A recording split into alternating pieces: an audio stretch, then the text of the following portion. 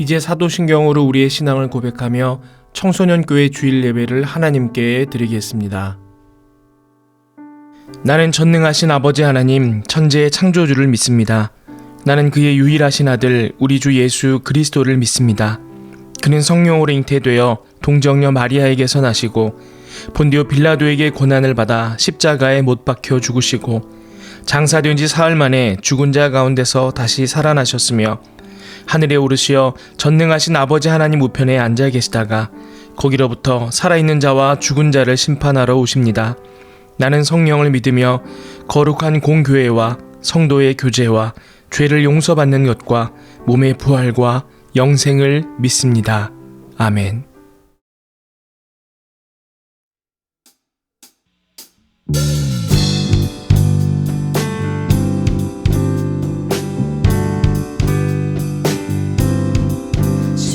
뜻대로 살기로 했네. 주님 뜻대로 살기로 했네. 주님 뜻대로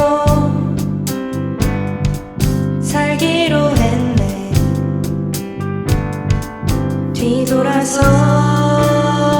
뒤돌아서지 않겠네.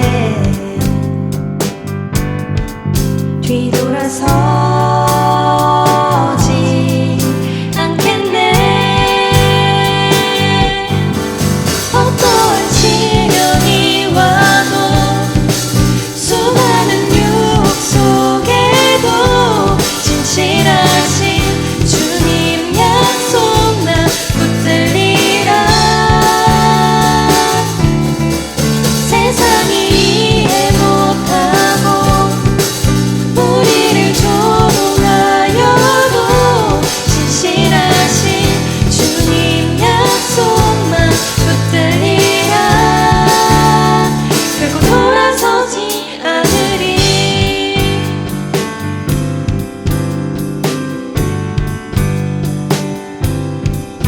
세상 등지고 십자가 보내. 세상 등지고 십자가 보내.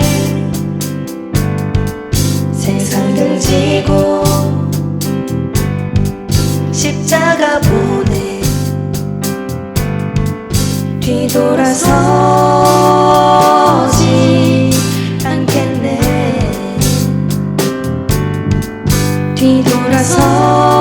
뒤돌아서지 않겠네. 어떠한 시련이 와도 수많은 유혹 속에도 진실하신 주님 약속 나 붙들리라.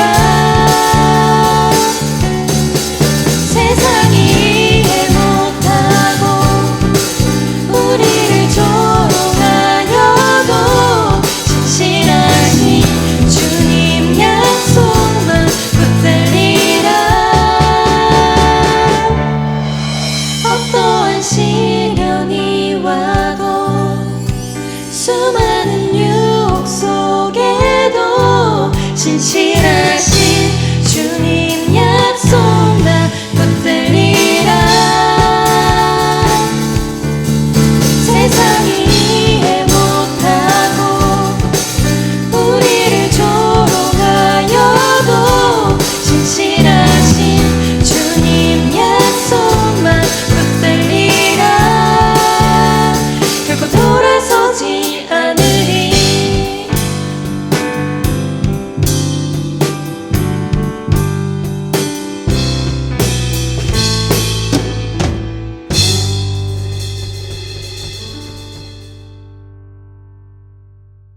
오늘 우리에게 주신 하나님의 말씀은 신약성경 사도행전 2장 1절부터 13절까지의 말씀입니다. 하나님의 말씀을 봉독하겠습니다. 오순절 날이 이미 이름에 그들이 다 같이 한 곳에 모였더니 호련히 하늘로부터 급하고 강한 바람 같은 소리가 있어 그들이 앉은 온 집에 가득하며 마치 불의 혀처럼 갈라지는 것들이 그들에게 보여 각 사람 위에 하나씩 임하여 있더니 그들이 다 성령의 충만함을 받고 성령이 말하게 하심을 따라 다른 언어들로 말하기를 시작하니라. 그때 경건한 유대인들이 천하 각국으로부터 와서 예루살렘에 머물러 있더니 이 소리가 나매 큰 무리가 모여 각각 자기의 방언으로 제자들이 말하는 것을 듣고 소동하여 다 놀라 신기하게 여겨 이르되 보라, 이 말하는 사람들이 다 갈릴리 사람이 아니냐? 우리가 우리 각 사람이 난 곳 방언으로 듣게 되는 것이 어찌 됨이냐?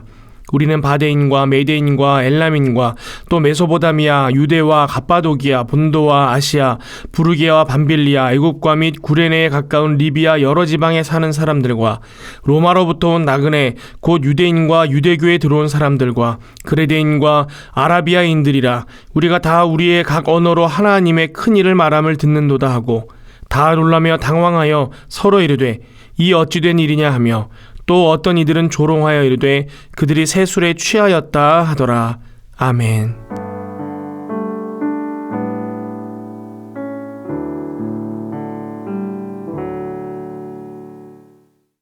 오늘은 사도행전 2장 1절에서 13절까지의 말씀을 통해 성령이 충만한 사람들에게 나타나는 증거라는 제목으로 하나님 말씀 함께 나누도록 하겠습니다. 예수님께서 승천하신 이후에 약속하셨던 대로 성령님께서 임하셨습니다. 오늘 본문 사도행전 2장은 예수님이 승천하신 이후에 처음으로 성령께서 제자들 가운데 임하셨던 그 사건을 기록하고 있습니다. 이때가 그 유대절기상으로 오순절이기 때문에 우리는 오순절 사건이다 이렇게 말하기도 하고요. 또 제자들이 모여 있었던 장소가 어디였냐면 이 마가라는 예수님을 따르던 사람의 집에 있던 다락방이었습니다. 그래서 마가의 다락방에서 일어난 오순절 성령 사건이다. 성령 강림 사건이다. 우리가 그렇게 표현을 합니다. 여러분들이 앞으로 이런 표현을 들으면 처음으로 예수님을 믿는 사람들에게 성령님이 임하셨던 사건을 말하는구나, 그렇게 알면 됩니다. 우리가 이 성경을 이해할 때 또 우리 신앙을 이 성경에 비추어서 이해하고자 할 때에 가장 중요한 개념 중에 하나가 뭐냐면 바로 이 성령님입니다. 여러분, 성령님은 성부, 성자, 성령님 삼위일체의 하나님의 한 위격이시죠. 하나님의 영이라고도 말하지만 동시에 우리 삼위일체 하나님이신 그 한 부분이 성령님이십니다. 성령님 또한 하나님이세요. 근데 이 하나님께서 모든 믿는 자들 가운데 임하셔서 그 삶 가운데 직접적으로 역사를 하시거든요. 그래서 믿는 자들의 삶을 설명할 때에 이 성령님을 빼고서는 설명할 수가 없는 것입니다. 여러분, 우리의 모든 믿음의 삶의 요소에 성령 하나님께서 간섭하고 계시고 주장하고 계시고 역사하고 계십니다. 오늘 그 성령 하나님의 역사하심에 대해서 한번 살펴보고자 하는데요. 오늘 말씀의 제목처럼 이 성령님이 임하여서 그 속에 내주하는 사람, 성령으로 가득 찬 사람, 성령이 충만한 사람들에게만 나타나는 특징들이 있다는 거예요. 그 특징들을 살펴봄으로 인해서 우리 신앙을 돌아보고 또 하나님께로 집중하는 시간 되기를 바랍니다. 먼저 첫 번째로 성령 하나님이 충만한 사람들에게 나타나는 증거 무엇이냐? 예수님을 주라 고백할 수 있게 된다라는 것입니다. 고린도전서 12장 3절에 이렇게 기록합니다. 그러므로 내가 너희에게 알리노니 하나님의 영으로 말하는 자는 누구든지 예수를 저주할 자라 하지 아니하고 또 성령으로 아니하고는 누구든지 예수를 주시라 할 수 없느니라. 아멘. 성령으로 아니하고는 누구든지 예수를 주시다라고 말할 수 없다라는 거예요. 여러분, 우리가 모두 예수님은 나의 구주이십니다 라고 고백하지요. 어떻게 고백할 수 있느냐? 우리 속에 성령 하나님이 있기 때문에. 다시 말해서 여러분이 예수님을 나의 구주십니다 라고 고백한다면 여러분 속에 성령님이 계신 증거가 되겠습니다. 아니, 목사님, 그게 어떻게 증거가 되나요? 여러분, 믿지 않는 친구들 보세요. 아무나 예수님을 구주라 고백할 수 있는 것 아니에요. 어떤 사람은 정말 믿고 싶은데 안 믿어지는 사람들도 있어요. 성령 하나님께서 우리에게 임하셔서 우리의 마음을 움직이시고 역사하셔야지만 우리가 고백할 수 있다라는 것입니다. 여러분, 이러한 것들이 왜 일어나느냐? 예수님을 주라 고백하는 이들에게만 이 성령님께서 선물로 주어지기 때문입니다. 사도행전 2장 38절에 이렇게 기록합니다. 베드로가 이르되 너희가 회개하여 각각 예수 그리스도의 이름으로 세례를 받고 죄사함을 받으라. 그리하면 성령의 선물을 받으리니. 아멘. 여기서 성령의 선물이 무엇이냐? 이게 다른 말로 표현하면 은사입니다. 예수를 구주로 믿고 고백하는 모든 사람들에게는 성령님이 임하시는데, 그리고 그 성령의 선물인 은사를 받게 된다라는 거예요. 이게 정확하게 이 은사는 어떻게 이해할 수 있냐면 성령님의 나타나십니다. 그렇게 이해할 수 있어요. 성령께서 사람 가운데 임하셔서 충만케 되어지잖아요. 그러면 그 증거가 나타날 거 아니에요. 그죠? 겉으로 드러나는 증거가 바로 은사다. 성령이 충만한 사람은 그 은사로서의 증거가 나타난다. 우리가 그렇게 이해할 수 있겠습니다. 그래서 성령이 충만한 사람들에게 나타나는 두 번째 증거가 있어요. 그게 무엇이냐? 은사가 나타난다라는 거예요. 그럼 어떤 것이 은사입니까? 질문할 수 있겠죠. 고린도전서 12장 8절에서 11절이 이렇게 기록합니다. 어떤 사람에게는 성령으로 말미암아 지혜의 말씀을, 어떤 사람에게는 같은 성령을 따라 지식의 말씀을, 다른 사람에게는 같은 성령으로 믿음을, 어떤 사람에게는 한 성령으로 병 고치는 은사를, 어떤 사람에게는 능력 행함을, 어떤 사람에게는 예언함을, 어떤 사람에게는 영들 분별함을, 다른 사람들에게는 각종 방언을 말함을, 어떤 사람에게는 방언을 통역함을 주시나니. 하나님께서 성령을 통해서 이러한 은사들이 우리 가운데 나타나게 하신다 라는 거예요. 어떤 사람은 지혜로운 말을 하는 은사가 있고, 어떤 사람은 지식의 말을 전하는 은사가 있고, 어떤 사람은 믿음의 은사가 있고, 어떤 사람은 병 고치는 은사, 또 능력이 나타나는 은사, 예언하는 은사, 영을 분별하는 은사, 방언하는 은사, 이런 은사들이 나타난다라는 거예요. 오늘 본문에 보니까 이 오순절 다락방에, 이 바가의 다락방에서 기도하던 제자들이 성령을 받을 때 나타나는 현상 중에 방언함이 나타났어요. 거기 120명 정도의 제자들이 모여서 기도를 했는데, 막 기도를 하는데 각기 다른 나라의 언어들로 말하기 시작한 거예요. 이 오순절도 큰 명절이기 때문에 예루살렘에 유대인들이 하나님께 예배하기 위해, 제사 드리기 위해서 모이는 큰 절기입니다.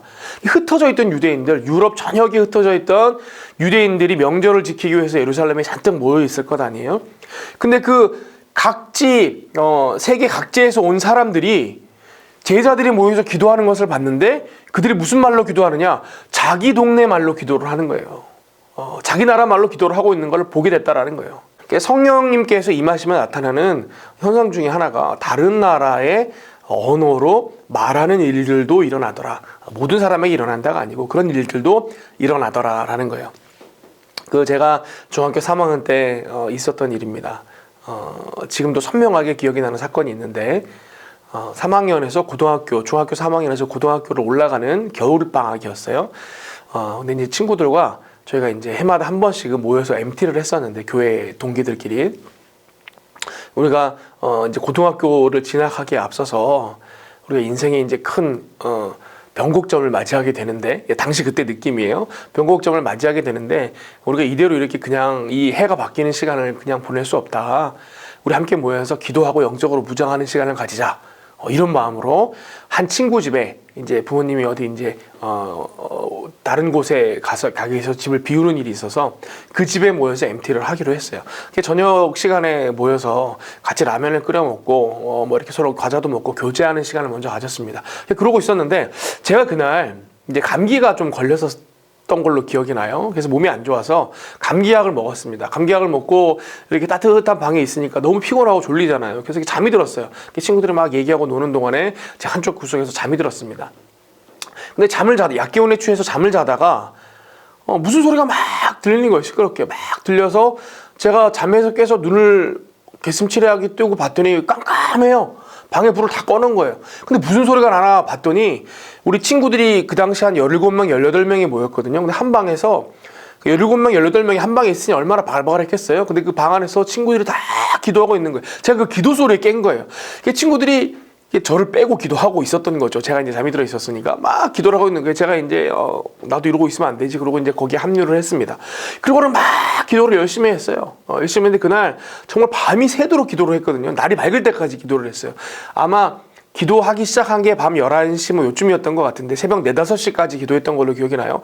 누구 하나 기도 인도하는 친구가 없었음에도 불구하고 다 같이 정말 뜨겁게 기도했거든요. 근데 제가 그날 밤에 성령님의 임하심을 경험했어요. 그 방 안에 그 성령께서 강하게 역사하셔서 우리 모두의 마음에 담대함을 주시고 또 견고한 믿음을 주셔서 앞으로 주어진 인생을 잘 믿음 안에서 살아갈 수 있도록 그런 마음을 막 주셨는데, 제가 그때 했던 경험 중에 하나가 제 뒤편에서 기도하던 한 여자친구였어요. 이제 교회에서 반주하고 그랬던 친구인데, 이 친구가 기도를 하는데 갑자기 영어로 막 기도를 하는 거예요. 근데 중학교 3학년짜리가 유창해봐야 영어가 얼마나 유창하겠어요? 학교에서 배운 영어 수준인데 정말 미국 사람같이 기도를 하는 거예요. 이게 무슨 일인가 했어요, 제가. 근데 이제 기도가 다 끝나고 그 다음날 같이 아침에 이제 뭐 이것저것 저희들 아침 먹으면서 얘기를 하다가, 야, 너 어저께 영어로 기도하다가 막 영어 하더라. 그랬더니 자기가 아무래도 영어 방언을 받은 것 같다, 이렇게 얘기를 하더라고요. 그래서 그날 밤에 그 친구가 영어로 기도하는 걸 제가 목격을 했습니다. 여러분, 이제 방언 기도를 보게 될 때 여러 이상한 소리들이 있잖아요. 우리가 뭐 천사의 소리다, 뭐 영의 소리다, 그래서 우리가 알아들을 수 없는 말들로 기도하는 경우들도 있지만, 그 친구가 그랬던 것처럼 어떤 특정 나라의 언어로 기도하는 경우들도 있거든요. 성령께서 임하시면 그런 일들이 일어난다라는 거예요. 그런데 그러면 도대체 이 방언의 은사와 같은 이 은사들을 하나님께서 왜 주시느냐? 왜 성령을 주시고 그 나타나심이 사람들마다 각기 다르게 나타나느냐? 우리가 또 그걸 이해할 필요가 있겠죠. 고린도전서 12장 7절에 이렇게 기록합니다. 각 사람에게 성령을 나타내심은, 이제 은사가 나타나게 하심은이라는 뜻이에요. 무엇이냐? 유익하게 하려 하심이라. 하나님께서 성령을 주시고 그 성령이 나타나게 하시는 그 은사를 주시는 이유는 뭐냐? 유익하게 하시려고 하신다라는 거예요.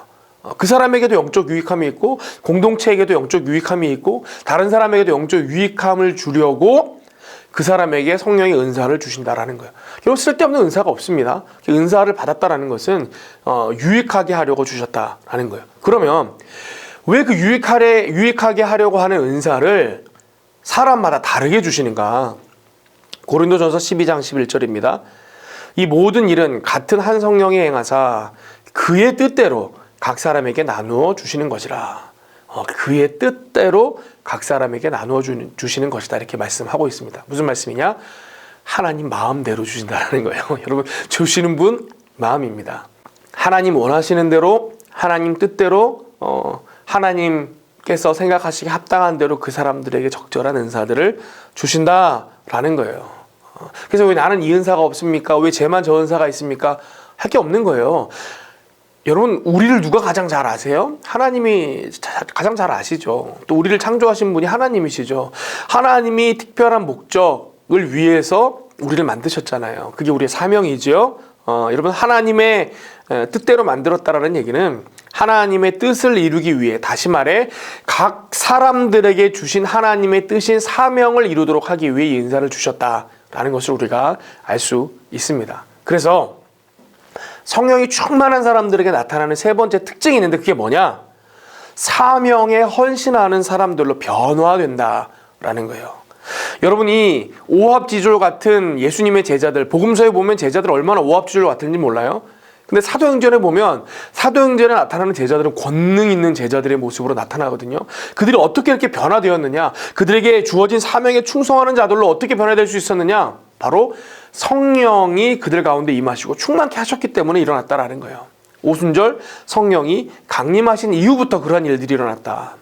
또 여러분, 사울이 바울이 되어서 소아시아와 유럽 전역의 복음을 증거하는 복음 전도자가 된 때는 언제예요? 언제부터 그랬습니까?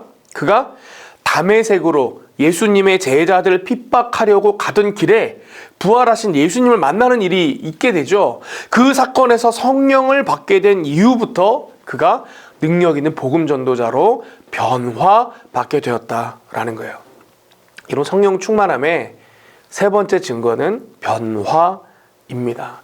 하나님께서 성령의 은사를 나타나게 하셔서 그 은사들로 사명을 감당하도록 하시는데, 그 과정을 두 글자로 어떻게 표현할 수 있는 거예요? 변화된다라는 거예요.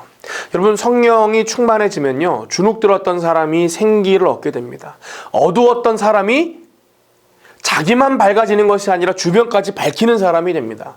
능력이 없던 사람이 권능의 사람이 됩니다. 메말랐던 사람이 사랑의 사람이 되더라라는 것입니다. 그리고 이 변화는 한 번 일어나고 마는 것이 아니라 계속해서 일어납니다. 왜냐? 성령이 그 사람 속에 계시면 여러분 이 영적인 생명력이 넘쳐나겠죠. 그 영적인 생명력이 넘쳐나기 때문에 절대로 변화와 성장이 멈추지 않는다라는 거예요. 여러분 시체만 변하지 않죠. 시체만 성장하지 않죠. 살아있는 생명체들은 언제나 성장하게 되어 있다라는 거예요. 성령이 우리 속에 충만하면 생명력이 넘쳐나게 되고 그 사람들은 변화하게 된다. 하나님의 사명을 능히 감당할 자들로 변화하게 되더라라는 것입니다. 그러므로 여러분 내가 성령이 충만한 사람인지 아닌지 알 수 있는 지표가 있겠죠. 나를 볼 때 나는 계속해서 변화하고 있는 사람인가, 하나님께로 더 날마다 더 가까이 나아가고 있는 사람인가, 날마다 더 사명에 헌신하고 충성하는 사람인가, 내 안에 기쁨이 점점 더 충만해지는가, 내 안에 사랑이 날이 갈수록 더욱더 충만해져 가는가. 여러분 어제의 나보다 오늘의 나가 변화되지 않았다면 여러분 우리의 믿음을 점검해 볼 필요가 있다라는 거예요. 나는 성령의 사람인가 아닌가. 오늘 말씀을 정리합니다. 여러분 성령 충만한 사람은 먼저 예수님을 주라 고백한다 그랬습니다. 두 번째로는 삶 가운데 사명을 감당할 은사들이 나타난다 그랬습니다. 마지막으로 넘치는 생명력으로 계속해서 변화한다. 그렇게 말씀드렸습니다. 여러분 이 모든 것의 시작이 무엇입니까? 우리가 예수님을 구세주라 온전히 고백하고 성령으로 충만해지는 것입니다. 우리 모두가 충만한 성령의 사람이 되어서 이 땅에서 주신 사명 능히 감당할 수 있는 저 여러분 되시기를 바랍니다. 함께 기도하겠습니다.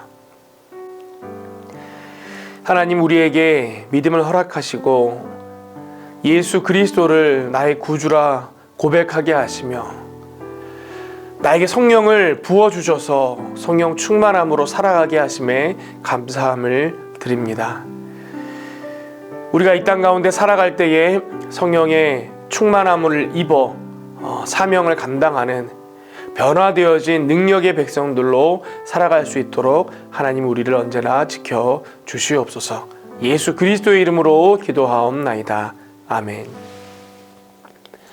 이제는 우리 주님 예수 그리스도의 은혜와 하나님의 사랑과 성령님의 교통하시고 충만케 하심이 오늘 함께 말씀을 나누며 성령 충만하기를 간절히 사모하고 성령께서 주시는 생명력으로 날마다 변화되어 주신 사명 능히 감당하고자 하는 모든 믿음의 백성들 머리 위에 이제로부터 영원토록 함께 하시기를 간절히 축원하옵나이다. 아멘.